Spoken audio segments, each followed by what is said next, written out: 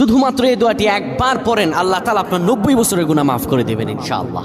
আপনার 90 বছরের গুনাহ মাফ হয়ে যাবে যদি মাত্র এই দোয়াটি যদি একবার পড়তে পারেন। আপনার ভাগ্য খুলে যাবে, রিজিকে বরকত আসবে, মনের ন্যাক আশা পূরণ হবে, আল্লাহ আপনার সব দোয়া কবুল করে দিবেন। সুবহানাল্লাহি ওয়া বিহামদি।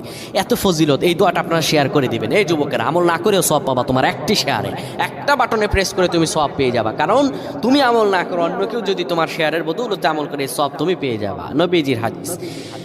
আমার ভাইয়েরা, আল্লাহর কাছে দোয়া করা, আল্লাহর কাছে দোয়া চাওয়া, এটি হলো মুমিনদের কাজ। আমার আল্লাহ বান্দাকে বলেন, বান্দারে উদউনি আস্তাজিব লাকুম, আমার কাছে চাও, আমার কাছে চাইলে আমি আল্লাহ তোমাকে দিয়ে দিব।